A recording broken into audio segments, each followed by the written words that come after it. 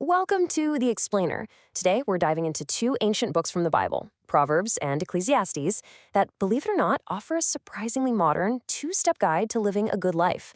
Not in the next world, but right here in this one. So when you hear the word Bible, what's the first thing that pops into your head?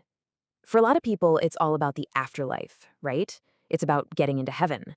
But what if that's actually missing a huge piece of the puzzle? In fact, the writers of these books are deeply, deeply concerned with how to live a good, solid life right now. The whole goal isn't just to escape to some better place later on, but to actually bring the principles of that better place right down to earth. Okay, so if it's a guide for Earth, how does it actually work? Well, it's all built around one central concept, something the Bible calls wisdom. So our guide starts with the book of Proverbs, which presents wisdom as really the art of skillful living. This is the practical blueprint. So what exactly is this wisdom? You gotta understand, it's not about having a super high IQ or a fancy college degree. Think of it more like a craft, a practical skill for navigating the real, kind of messy conditions of your actual life. It's about skill, not just raw intellect. And just look at how grounded this stuff is. It's so ordinary. This isn't some abstract philosophy. We're talking about wisdom for handling your money, raising your kids, being a good friend, even how you eat and drink. It's all about mastering the everyday. And here's the thing.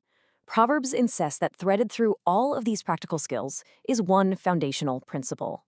It argues that your relationship with the divine isn't some separate spiritual box you check. No, it's the most practical, fundamental decision you make, and it affects every single thing on that list. But hold on. If Proverbs gives us such a clear blueprint, why isn't it easy? I mean, why don't we just follow it and live these amazing, skillful lives? Well, this gets us to a really fundamental and often frustrating part of being human. Think about it. Animals seem pretty content just being what they are, right? A dog is happy to be a dog. But us, we humans are always searching. We're restlessly trying to find something more meaning, more excitement, more pleasure, as we try to build a life on our own terms.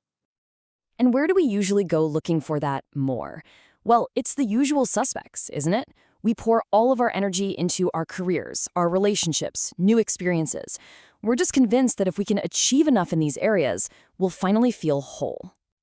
And this leads to an experience that I think we've all had. Just like the quote says, everything seems so promising when you start, but then the results just never quite live up to the hype.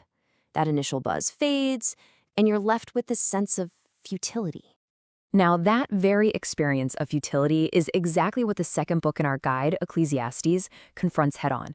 It doesn't try to sugarcoat the disappointment. It dives right into the heart of it. But here's the key thing to understand. Its purpose is not to give you a new recipe for happiness. It isn't trying to feed you a different set of answers. Its job is something completely different. So, this is the crucial point. Ecclesiastes acts like a bath, not a meal. Let that sink in. Its purpose isn't to nourish you with new ideas, but to scrub you clean of your old, unhelpful ones. All those illusions you have about finding fulfillment on your own. Its main job is to be brutally honest. You can think of it as an expose, a takedown of that deeply held belief that we can somehow engineer our own meaning and purpose. It holds up a mirror to all our self-reliant projects and shows us exactly why they're destined to fail. You know, you could almost think of it as a John the Baptist kind of book. It's the necessary preparation. It's that voice crying out in the wilderness to prepare the way. It exists to clear out all the clutter, the spiritual dead ends, the arrogant assumptions, so that we're finally ready for something real.